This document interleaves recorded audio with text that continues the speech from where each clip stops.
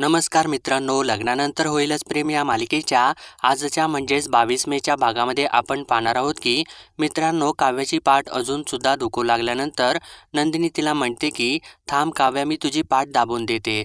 तर त्यावेळेस काव्या तिच्यावरती भडकते आणि म्हणते की नको ताई, मला तुझ्याकडून काहीसुद्धा नको, तू प्लीज इथून निघून जा.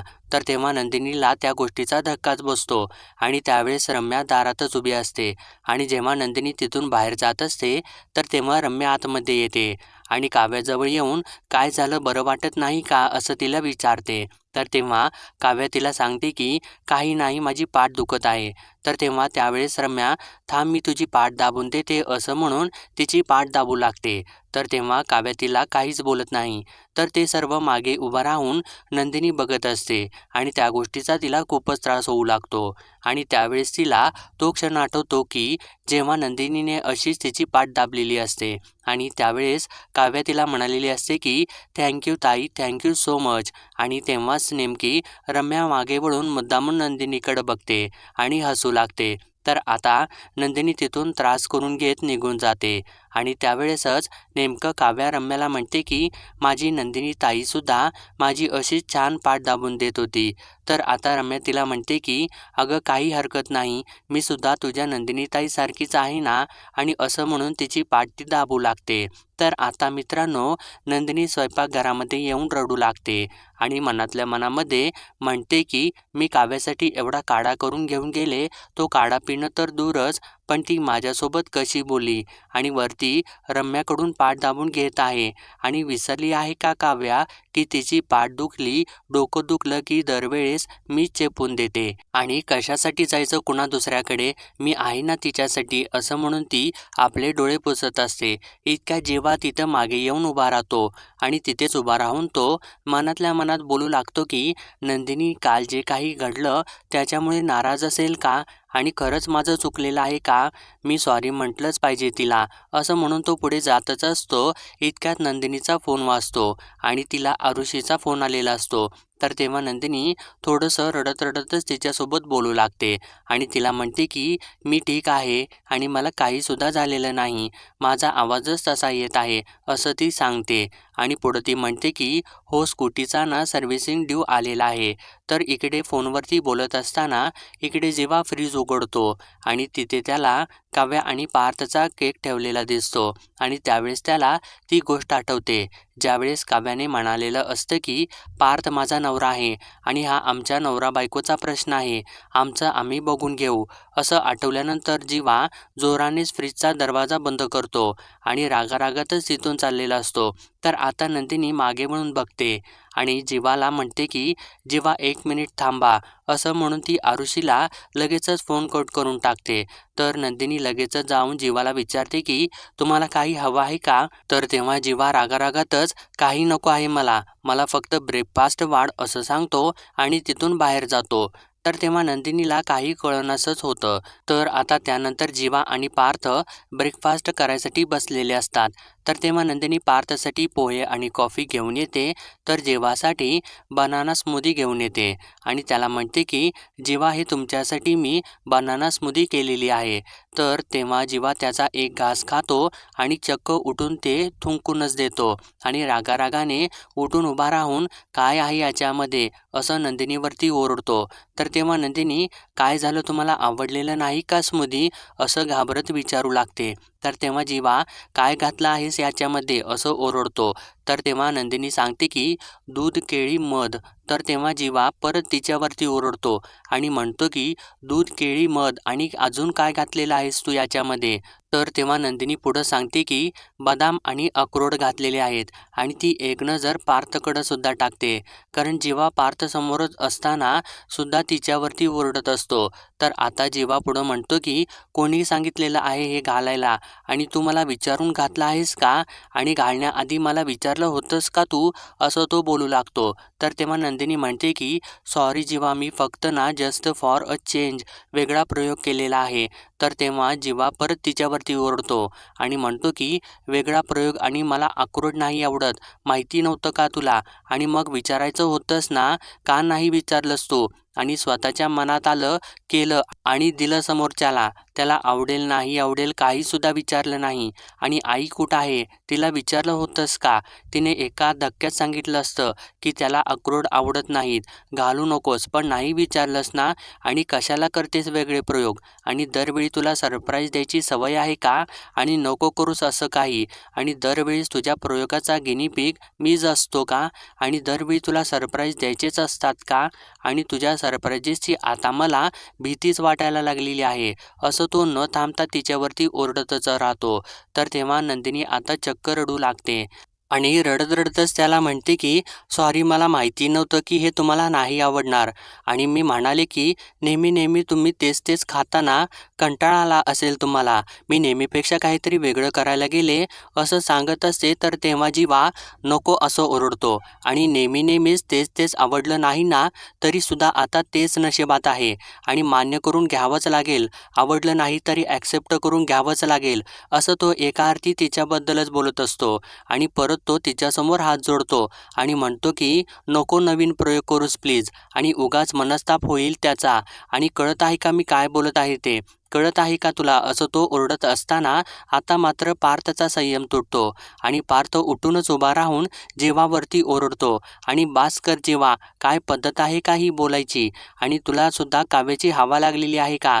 तर आता जीवा पार्थला म्हणतो की काय संबंध आहे? आणि तुझ्या बायकोशी ना माझं कंपॅरिझन करू नकोस. आणि तू का आमच्या भानगडीत पडत आहेस? असं ओरडू लागतो. तर तेव्हा पार्थ आता त्याच्याकडे बोट करून म्हणतो की 1 मिनिट थांब, मी तुझा मोठा भाऊ आहे, नीट बोलायचं. आणि मी का बोलत आहे? कारण तुला काय तारतम्यच राहिलेलं नाही, कसं बोलायचं कसं वागायचं त्याचं. आणि माझ्याशी उद्धट बोलतोसच तू, घरच्यांशी हवं तसं वागतोस. पण हे काय चाललेलं आहे? आणि ही कुठली पद्धत आहे रे तुझी? जे काही आहे ना तू वागत आहेस ना, हे जे बोलत आहेस ना ते सगळं काही चुकीचं आहे. तुझ्यासाठी काहीतरी वेगळं बनवून आणलेलं आहे त्यांनी. त्यांच्या मेहनतीची किंमत नाही तुला. समोरचं आपल्यासाठी काहीतरी करत आहे याची कदरच नाही तुला. असं तो सलग बोलत असताना जेव्हा त्याला बोलायचा प्रयत्न करत असताना पार्थ परत त्याला थांबवतो आणि म्हणतो की 1 मिनिट थांब, जेव्हा अजून माझं संपलेलं नाही, लेट मी फिनिश. माझं फक्त एवढंच म्हणणं आहे की हे तू असं हडतूड करत जाऊ नकोस तुझ्या बायकोला. अरे सतत त्यांना तुझी काळजी असते. तू आनंदी राहावं, तू सुखी राहावं म्हणून धडपड करत असतात त्या. तू फक्त म्हणालास की रोजच्या नाश्त्याला कंटाळा आलेला आहे, म्हणूनच तुझ्यासाठी त्यांनी छान बनाना स्मूदी बनवून आणलेली. तुझं मन राखायला त्या काय काय करतात आणि तू ना ॲप्रिसिएशन ना कौतुक. आणि ही काय बोलायची पद्धत झाली का? दिस इज नॉट डन जीवा, असं तो म्हणत असतो. तर तेव्हा जीवा परत त्याला बोलत असताना आता नंदिनीमध्ये बोलते आणि म्हणते की असू देत पार्थ, मी त्यांच्यासाठी ना दुसरं काहीतरी करून आणते, असं बोलत असते. तर तेव्हा पार्थ तिला म्हणतो की नाही, तुम्ही घेऊन यालच हो, पण हा जे काही बोलत आहे ना ते माझ्या डोक्यात जात आहे. तर आता जीवा त्याला म्हणतो की डोक्यात जात आहे का? मग देन स्टे अवे, आमच्या भानगडीत पडू नकोस. तर तेव्हा पार्थ जीवा असं त्याला म्हणतो. तर तेव्हा जीवा त्याला म्हणतो की जीवा काय जीवा, तुझी बायको मिसेस काव्या पार्थ देशमुख काल म्हणाली ना सर्वांच्या समोर की हे आमच्या नवरा बायकोमधलं भांडण आहे, तुम्ही मध्ये पडू नका, आम्ही आमचं बघून घेऊ. मग आज मी तुला सांगत आहे हे आमच्या नवरा बायकोमधलं भांडण आहे, मध्ये पडू नकोस. असं म्हणून तो बोट करूनच त्याच्यावरती बोलू लागतो. तर आता त्याच्या बोलण्याचं नंदिनी आणि पार्थला दोघांना सुद्धा धक्काच बसलेला असतो. तर तेव्हा नंदिनी आता थोडीशी भडकते आणि जीवाला म्हणते की जेव्हा तुम्ही हे काय करत आहे आणि कशासाठी एवढं भांडण करत आहे? तर तेव्हा जीवा आता तिला म्हणतो की हे तू बोलत आहेस का? या सगळ्याला ना तूच जबाबदार आहेस. सतत माझ्याशी गोडगोड बोलून माझी फिरकी घेऊन मला पिकअप ड्रॉप करायला लावतेस, मला पाणीपुरी खायला लावतेस, ऑफिसला जायला भाग पाडतेस आणि नको असलेल्या अजिबात नको असलेल्या सरप्राइजेस प्लॅन करतेस, रात्री नको त्या गप्पा मारत बसतेस आणि आता ही स्मूदी अक्रोड घातलेली. आणि मी जर भांडू नये असं वाटत असेल ना तुला मनापासून, तर माझं डोकं फिरेल असं काही वागतच जाऊ नकोस, कळत आहे का? असं एकदम जोरातच तिच्यावरती ओरडतो. तर तेव्हा नंदिनी आता अजून डोळ्यामधून पाणी काढू लागते.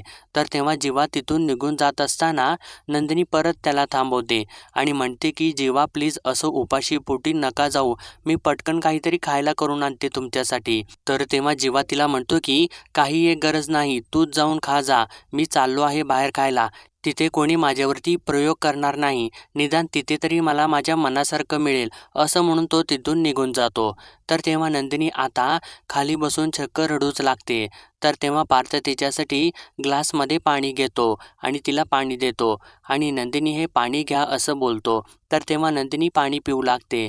तर तेव्हा पार्थला त्या गोष्टीचा खूपच वाईट वाटत असतं आणि नंदिनी म्हणते की खरंच किती मूर्ख असतो ना आपण. आपल्या माणसाला आनंद वाटावा, त्याच्या चेहऱ्यावरती हास्य यावं म्हणून सतत पुढे पुढे करत असतो त्याच्या, आणि ते किती सहज त्यांच्या आयुष्यामधून आपल्याला बाजूला करून टाकतात. रोजचं रुटीन सोडून काहीतरी स्पेशल करायला जातो ना, तिथेच आपलं चुकतं.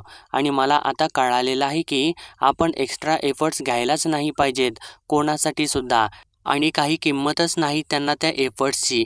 आणि माहिती आहे ना त्यांना की आपण त्यांना सोडणार नाही, म्हणून ते आपली बिलकुल किंमत करत नाहीत. आपण सतत अवेलेबल असतो ना त्यांच्यासाठी, आणि आपण सतत अवेलेबल राहतो ना, हीच आपली चूक आहे. म्हणून लोकांना आपली कदर नाही राहिली. आपण मात्र त्यांचे इमोशन जपायचे आणि ते आपल्या इमोशनचा बोळा करून फेकतात कचऱ्यामध्ये. खरंच एक दिवस कुठेतरी निघून जाईल ना, मगच त्यांना फरक पडेल. आणि तेव्हा तरी फरक पडेल का नाही कोणास ठाऊक, असं ती पार्थला सर्व काही सांगते आणि आपले डोळे पुसत तिथून निघूनच जाते. आणि पार्थला सुद्धा त्या गोष्टीचा खूपच त्रास होत असतो. तर आता इकडे मित्रांनो, काव्या आवरून तयार झालेली असते आणि समोर ती बघते तर तिथे पार्थनं ठेवलेलं गिफ्ट असतं आणि ते गिफ्ट ती आपल्या हातामध्ये घेते आणि तिला आता त्या गोष्टीचा परत त्रास होऊ लागतो आणि ती उठून तिथून बाजूलाच जाते.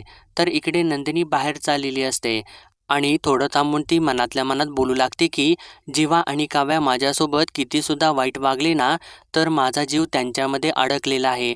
मी त्यांच्याकडे पाठ नाही फिरवणार, असं म्हणून ती आता काव्याकडं जाते आणि तिच्याकडे जाऊन तिला म्हणते की अगं काव्या, काय हे तू काढा घेतलाच नाहीस, जसाच्या तसाच आहे काढा, आणि तू असं का करत आहेस? गरमागरम काढा आणला होता ना मी तुझ्यासाठी, म्हणजे घशाला शेक मिळेल, पण तू काही प्यायलेच नाहीस, असं तिला विचारत असते. तर तेव्हा काव्या म्हणते की मला नकोच आहे काढा, आणि काढासुद्धा नको आहे आणि कुठला सल्लासुद्धा नको आहे ताई, तू जा इथून प्लीज, असं तिच्याकडे न बघताच ती बोलते. तर तेव्हा नंदिनी तिला म्हणते की काव्या, का माझ्या प्रत्येक गोष्टीमुळे तू इरिटेट होत आहेस? रम्या काही बोलली आहे का माझ्याबद्दल? आणि हे बघ, त्या रम्यापासून तू लांबच राहा, असं तिला सांगितल्यानंतर आता काव्या रागानंच तिच्याकडे बघते आणि तिला म्हणते की का लांब राहू मी तिच्यापासून, आणि का मी तू दिलेलाच काढा प्यायचा? का तुला सगळ्यांच्या आयुष्यामधले सगळे डिसिजन घ्यायचे असतात गं? आणि सगळ्यांच्या आयुष्यामधले सगळे डिसिजन घ्यायला तुझं आनंदनिवास आहे ना तुझ्याकडे, आणि माझ्या आयुष्याच्या दोऱ्या माझ्या हातात दे ताई, आणि माझ्या आयुष्यामधले सगळे डिसिजन तू का घेत आहेस ताई? का सगळं ठरवत आहेस तू? आणि सगळं तूच सांगतेस मला, पार्थसोबत कसं वागायचं, या घरातल्या लोकांच्या सोबत कसं वागायचं, कोणाशी कसं बोलायचं, कोणाशी नाही बोलायचं, आणि कोणाची माफी मागायची, सगळं तूच ठरवणार का? आणि मी माझं लग्न ॲक्सेप्ट केलं पाहिजे हे सुद्धा तूच ठरवणार का? मग त्याच्यानंतर मी माझं लग्न सेलिब्रेट केलं पाहिजे हे सुद्धा तूच ठरवणार, आणि मी पार्थबरोबर त्यांच्या गाडीमधून गेलं पाहिजे हे सुद्धा तूच सांगणार का? आणि मी रम्यापासून लांब राहिलं पाहिजे हे सुद्धा तूच सांगणार का? आणि ताई मला हे नाही चालणार, असं ती बोट करूनच तिला बोलते. तर तेव्हा नंदिनीला त्या गोष्टीचा धक्काच बसतो आणि नंदिनी तिला म्हणते की अगं काव्या, तू हे काय बोलत आहेस? मी मोठी बहीण आहे ना तुझी. एखादं दोन गोष्टी मी जर तुला समजावून सांगत असले ना, तर ऐकायला काय प्रॉब्लेम आहे, असं ती विचारत असते. तर तेव्हा काव्या म्हणते की काय प्रॉब्लेम आहे अगं ताई? तूच प्रॉब्लेम आहेस माझा. माझी मोठी बहीण नंदिनी ताई हाच माझा मोठा प्रॉब्लेम आहे, असं ती एका झटक्यातच तिला बोलते. आणि पुढं म्हणते की नाही, मला मान्य आहे की तुला तुझ्या लग्नामधून पळवून नेलं गेलं होतं, पण हे खूपच वाईट झालं, मान्य आहे मला, आणि कबूलसुद्धा करते मी. पण तिथं जर तू हजर नव्हतीस म्हणून मला या लग्नाला उभं राहावं लागलं, आणि माझं आयुष्य त्यामुळे बर्बाद झालेलं आहे, उद्ध्वस्त झालेलं आहे, आणि माझ्या सगळ्या स्वप्नांचा चोथा झालेला आहे. माझा सगळा आनंद हिरावून घेतला गेलेला आहे या घटनेमुळे, आणि ते पुरेसं नव्हतं म्हणून आता माझीच नंदिनीताई माझ्या डोक्यावरच बसायला लागलेली आहे. मला सगळं काही सांगायला लागलेली झालेली आहे. मी काय करायचं काय नाही करायचं सगळं तूच ठरवतेस नंदिनी ताई. आणि तुला माहिती आहे का ताई, तू या सगळ्याचं मूळ आहेस. तू निघून जा ताई इथून. इथून निघून गेलीस ना की मग सगळे प्रॉब्लेम सॉल्व्ह होतील. तू प्लीज इथून निघून जा. असं बोलल्यानंतर मात्र आता नंदिनीला फारच मोठा धक्का बसतो. आणि तरीसुद्धा नंदिनी तिला म्हणते की अच्छा, मी तुझा प्रॉब्लेम आहे का? मी तुझी नंदिनी ताई, तुला तुझा प्रॉब्लेम वाटते का? आणि काव्या रात्रभर माझ्या खांद्यावर डोकं ठेवून सगळे प्रॉब्लेम्स माझ्याशी शेअर करायचीस. भरभरून बोलायचीस माझ्याशी. प्रॉब्लेम शेअर केल्यानंतर ते अर्धे सुटतात असंच तुला वाटायचं. मग आता मी तुझा प्रॉब्लेम झाली आहे का? असं ती विचारते. तर तेव्हा काव्या हो असंच तिला सांगते. तर नंदिनी म्हणते की ठीक आहे, मी सगळ्यांचाच प्रॉब्लेम आहे. जीवाचा प्रॉब्लेमसुद्धा मीच आहे. तुझा प्रॉब्लेमसुद्धा मीच आहे. मला वाटत आहे की या सगळ्या घराचा प्रॉब्लेमच मी आहे. असं म्हणून ती आता डोळ्यामध्ये पाणी काढते आणि तिला म्हणते की माझ्या निघून जाण्याने तुला बरं वाटेल ना? मग ठीक आहे, मी जाते. असं म्हणून ती तिला म्हणते की आता मी निघून जाते. आणि ती चक्क तिथून निघून जाते.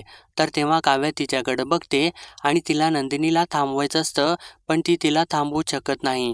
तर तेव्हा नंदिनी तिथून निघून आनंद निवासमध्ये येते आणि आपलं काम सुरू करते. तर तेव्हा आता तिला जीवा तिच्यासोबत भांडलेला असतो तो क्षण आठवू लागतो. आणि त्यानंतर काव्या तिला जे काही म्हणालेली असते ते सर्वसुद्धा तिला आठवू लागतं. तर तेव्हा तिला आता पार्थचे शब्दसुद्धा आठवतात की आपण ना त्यांना मैत्रीच्या कंदिलाकडे वळवायचं. त्यांना हळूहळू जाणीव करून द्यायची की संसार हा दिवाळीसारखा सुंदर सण आहे. कारण त्याच्यामध्ये ना मैत्रीचा कंदल झगमगत आहे. आणि एक वेळ अशी येईल नंदिनी की तेव्हा या दोघांना ना डिवोर्स नावाचा बॉम्ब आठवणारच नाही. ते कंदिलाच्या पर्यायाने दिवाळीच्या प्रेमात पडतील. पण आपण आपले होप्स सोडायचे नाहीत. तर तेव्हा नंदिनी विचार करू लागते की पण जीवाला कंदिलाच्या प्रेमात पडायची इच्छा आहे का? तर आता इकडे जीवा खोलीमध्ये येतो आणि तेव्हा तिथे त्याला नंदिनीने ठेवलेली स्मूदी दिसते आणि त्याच्यावरती कवर असतं आणि त्या कवरवरती नंदिनीने लिहिलेलं असतं की बदाम आणि अक्रोड न घातलेली स्मूदी. आणि जीवासाठी तिने ती स्मूदी तयार करून तिथे ठेवलेली असते. तर तेव्हा जीवाला तो क्षण आठवू लागतो ज्यावेळेस तो तिच्यावरती ओरडलेला असतो. आणि तेव्हा आता जीवा ती स्मूदी घेऊन पितो आणि तेव्हा ती स्मूदी अगदी त्याला आवडणार अशीच झालेली असते. आणि त्यानंतर तो साईडला बघतो तर आरशावरती नंदिनीने दुःखी असलेली, नाराज असलेली स्माइली काढलेली असते आणि तिथेच खाली सॉरी चकाचक बाई असं लिहिलेलं असतं. तर ते बघितल्यानंतर जीवाला खूपच त्रास होतो आणि तो त्या आरशाला हात लावतो. तर तेव्हा त्याला आपल्या हातामधलं नंदिनीने गिफ्ट केलेलं घड्याळ दिसतं. तर तेव्हा तो त्या घड्याळाच्या बटनजवळ आपलं बोट नेतो आणि इकडे त्याच वेळेस नंदिनीसुद्धा आपल्या त्याच घड्याळाजवळ बोट नेते. तर इतक्यातच इकडे जीवाला फोन येतो आणि जीवा फोन उचलून तिथून बटन न दाबताच निघून जातो. तर इकडे नंदिनीसुद्धा बटन दाबणारच असते. इतक्यात एकजण तिथं येते आणि नंदिनीला ताई हे बिल आहे ना असं म्हणत असते आणि तिच्याकडे बघून तिला म्हणते की ताई, तुझ्या चेहऱ्यावरचं हास्य कुठं गेलं? तर तेव्हा आता नंदिनी तिला हसून दाखवते. तर तेव्हा ती ताई म्हणते की नाही, हे तर उसनं हसू वाटत आहे. तुझं नेहमीचं हसू हरवल्यासारखं दिसत आहे. पण ठीक आहे, हरकत नाही. तुझ्या चेहऱ्यावर आता ना खरं खरं हसू येईल. कारण आपण ज्या मुलांना ना स्कॉलरशिपसाठी निवडलेलं आहे ती आता सगळी मुलं तुला भेटायला येत आहेत असं ती सांगते. तर तेव्हा आता नंदिनी उठूनच उभी राहते आणि काय सांगत आहेस असं तिला म्हणते. तर तेव्हा ती ताई म्हणते की आता ती मुलं येतच आहेत आणि आपण काय करूयात की अगोदर त्यांना नाश्ता देऊयात. मग इथूनच त्यांना ना बालनाट्याला घेऊन जाऊयात. त्यांना तुझ्याबरोबर खूपच मजा येईल असं ती बोलत असते. तर तेव्हा नंदिनी तिला म्हणते की ऐका ना ताई, मी भेटते सगळ्यांना, मला आवडेल. फक्त नाटकाला ना मी नाही येणार आणि तुम्ही घेऊन जा ना सगळ्यांना. तर तेव्हा ती ताई म्हणते की पण अगं, तुझ्याशिवाय मजा नाही येणार. तर तेव्हा नंदिनी म्हणते की नाही हो, येईल मजा. एक गोष्ट ना मला कळालेली आहे, आपल्या वाचूंना कोणाचं काहीच अडत नाही असं ती म्हणते. तर तेव्हा ती ताई म्हणते की काय म्हणालीस? तर तेव्हा नंदिनी तिला म्हणते की काही नाही असंच म्हणून ती आपला विषय टाळते आणि तुम्ही घेऊन जा सगळ्यांना, मी पुन्हा येईन कधीतरी. तर तेव्हा ती ताई म्हणते की मी जाते. पण रात्री ना आनंद निवास असं बोलत असते तर तेव्हा नंदिनी म्हणते की काही काळजी करू नका, मी कुलूप लावून घेईन, दार बंद करून घेईन आणि गेटलाही कुलूप लावीन, डोंट वरी असं सांगितल्यानंतर ती ताई तिथून निघून जाते. तर तेव्हा तिथेच बाहेर खिडकीमधून दीपक तिच्यावरती नजर ठेवून असतो आणि त्याने ते सगळं काही ऐकलेलं असतं. तर आता दीपक मनातल्या मनात म्हणतो की हे मात्र बेस्ट झालं, नंदिनीला ना दिवसा मारायचा प्लॅन कॅन्सल. आज सगळे गेल्यानंतर मी नंदिनीला तिच्याच आनंद निवासमध्ये कायमचं संपवून टाकेन. माझ्या प्रेमाची गोष्ट इथेच सुरू झालेली, पण नंदिनीच्या आयुष्याचा शेवट इथेच होईल हे मात्र नक्की. आता फक्त रात्र व्हायची वाट बघायची आहे, असं सर्व काही तो बोलत असतो. तर मित्रांनो, आजचा भाग इथे संपतो आणि पुढील भागामध्ये आपण पाहणार आहोत की पार्थ जीवावरती ओरडत असतो आणि त्याला म्हणतो की जरा कुठं नीट बोलायला आलो ना तुझ्याशी तर तुझ्या चेहऱ्यावरती राग येतो आणि तुझा हा स्वभाव मला खटकतो. नंदिनीला सुद्धा इतकं हर्ट होतं की त्यांनी स्वतःहून येऊन तुला विचारलं की तुला डिवोर्स हवा आहे का? आणि इतक्यातच जीवाला नंदिनीचा फोन येतो. तर तेव्हा आता जीवा फोन उचलतो आणि एकदमच तिच्यावरती ओरडतो की काय झालेलं आहे, कशाला सारखी सारखी फोन करत आहेस, का जीव चाललेला आहे का तुझा तिकडं, असं तो बोलल्यानंतर आता नंदिनी फोन कटच करून टाकते. तर तेव्हासुद्धा पार्थ तिथेच उभा असतो आणि त्याला परत त्या गोष्टीचं वाईट वाटू लागतं.